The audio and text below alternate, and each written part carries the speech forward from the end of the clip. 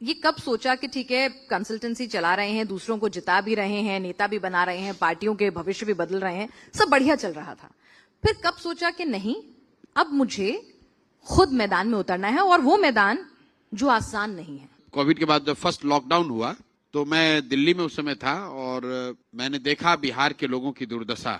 लाखों लोग जो दिल्ली से और कई अन्य राज्यों से धक्का मारकर लोगों ने एक तरह से जबरदस्ती उनको लोगों ने घरों से निकाल दिया, और दिल्ली के सड़कों पर, पूरे देश की सड़कों पर बिहार के लोग मारे मारे फिर रहे थे। और तब नीतीश कुमार यहाँ मुख्यमंत्री थे और करीब 1.5 महीने तक नीतीश कुमार अपने घर से बाहर भी नहीं निकले। और हम जैसे लोगों ने कुछ कोशिश भी करी होगी उनको ये बताने समझाने की कि कम से कम बस तो भेजवा दीजिए, कुछ लोगों को भेजवा दीजिए कि यहाँ लोगों को कोऑर्डिनेट करा लिया जाए, लेकिन कुछ हो नहीं पाया। और जो दुर्दशा मैंने बिहार के लोगों की देखी, उस समय मुझे ऐसा लगा कि जीवन में मैंने इतना कुछ संबंध बनाया है, इतने बड़े बड़े लोगों की मदद की है, इतना साधन व्यवस्था मेरे पास है, लेकिन आज जब मेरे राज्य के लोग इस परेशानी में हैं तो मैं उनको कुछ मदद नहीं कर पा रहा हूं।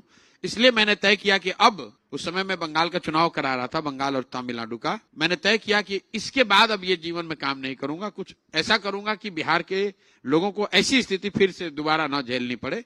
इसीलिए जिस दिन बंगाल का रिजल्ट आया, लोगों ने, पत्रकारों ने बंगाल के रिजल्ट की बात और बधाई के लिए बात करनी शुरू की। पहली बात मैंने कही कि भाई अब ये काम छोड़ रहे हैं, अब ये काम नहीं करेंगे, अब जीवन में दूसरा काम कुछ करने जाएंगे। और 2 मई 2021 को रिजल्ट आया था, उसी दिन मैंने इस काम को छोड़ दिया। 1 साल मैंने अपने लिए रखा ये सोचने समझने के लिए कि क्या करना है, कैसे करना है। उस दौरान बीच में कांग्रेस से भी बात की, लेकिन करना यही चाहता था कि बिहार में आकर शुरुआत करें। अगर कांग्रेस से उस समय बात बन गई होती तो कांग्रेस के लिए ये कर रहे होते। कांग्रेस से बात नहीं बनी, या जो बनी उसमें वो मुझे स्वीकार नहीं था, तो मैं आकर अपने स्तर पर, अपने दम पर उसको जनसुराज के नाम पर कर रहा हूं। स्कूल का बस्ता छाप पर बटन दबाएं, जनसुराज को विजयी बनाएं।